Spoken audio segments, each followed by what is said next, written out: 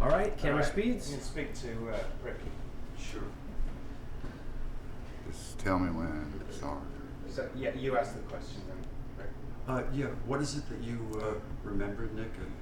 This one memory was quite large for me. Moose Magic was playing a Friday, Saturday night, and this was at the very beginning of our musical, our live music history. I mean, the very beginning. Our stage wasn't even built yet. And we had, they were playing, and it just happened to be there was a country jamboree concert at the Charlotte Coliseum out on Independence. And we didn't think anything about that. We had Moose Magic here. Well, a customer had gone to the concert and had seen Vassar Clements and said, "Hey, Vassar, why don't you come over to this place called the Double Door? There's a band playing." So Vassar Clements walks in, and nobody expected anything. And next thing I know, he's jamming with these guys. And this is Vassar Clements sitting in with these improvisational jazz guys, and he's got a completely different style. And it really was kind of, looking back on it, it was my first wow moment here, very early. The kind of moment that hooks you.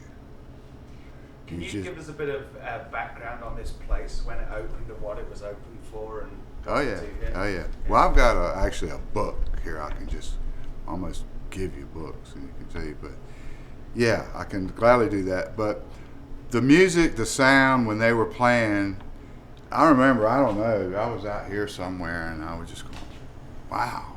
It was pretty phenomenal. I mean, if I could have a recording of that, but so that was the first kind of sit-in of a person coming in, and again, it just hooked me, and it's almost like I want more of this, these moments that were just, and I'm sure the people here will never forget it either, really. So that's my unforgettable moment, most unforgettable moment with them. That's great, Nick. Could you just say your name and who you are, and you're the owner of this? We're just going to use that to intro to you. Yeah, my name is Nick Karras, and I own the Double Door Inn here in Charlotte. We opened December 22nd, 1973. And anything else you want to know?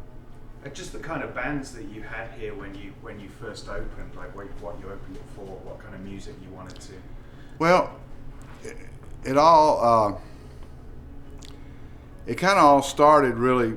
We opened up as just a neighborhood bar, and gradually there were customers that were players, and they would say, "Hey, how about if we could play?" So we thought about it, and we said, "Okay." So what we did was we hadn't opened this back game room yet. It was still just an empty room. And it wasn't quite as opened up as this right now. There was just a door going into that game room. So it was acoustic, and the guys would get in that corner, and people would sit on the floor. And they got in here for nothing, but they paid a quarter to get in there to hear the music. So that's how we started, and then Dave Long was our first music buyer, and Dave did a great job with that. But we moved the music obviously there with no stage. Then when we had the Dixie Dregs come in, we kind of went, whoa, we might need a stage. So we built a stage for them, and I was hooked once again, after that show. So the Dixie Dregs were responsible for hooking us up with the Nighthawks, a blues rock band out of Washington, D.C. They did some shows together. They were contrasting styles, and the Dregs were all instrumental, all original. But they knew each other, and they said, hey, there's a place in Charlotte called Double Door. You ought to check it out. So the Nighthawks came, and that was it. I mean, that was it as far as the blue. That got us on the blues path. But we always would. We weren't ever obviously exclusively blues. We worked with locals, and I love to get the locals in here and give them a chance. So it just progressed from there, just word of mouth, the bands, and then when the Nighthawks played after that night, I wish I still had the list, but they gave me a list, and there was just only 8 names on it, about 8 bands on it, and they said, if any of these people call you, book them. And the Fabulous Thunderbirds, of course, were on there. Stevie Ray, probably. Robert Jr. Lockwood, and then some bands from up in their area, the Charlottesville All-Stars, Skip Castro Band, Catfish Hodge. So he said, if these people call you, book them. So that's how it happened. You know, when it first started with music, did people just come in with their instruments and want to just jam? Well, we actually, well, some of that might have happened, but you know, we actually had just would book the band, and then I guess they would invite friends. But that would have happened when we would have our Les Moore open stage nights. And when Les was here, he would set the whole stage up, and then that would happen then, big time. People came in to play, signed up, and got up there and played. Great, thank you.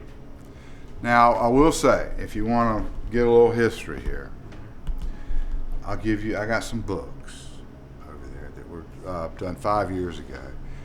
And also, there's a YouTube, on YouTube, Double Door Inn, there's a history of.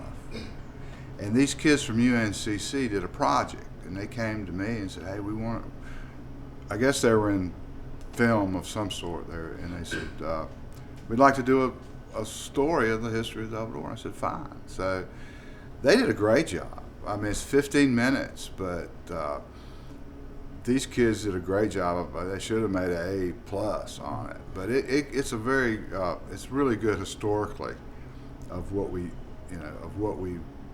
have done, how we started, and all that. I'll look it up. That's great. You know, I actually came by here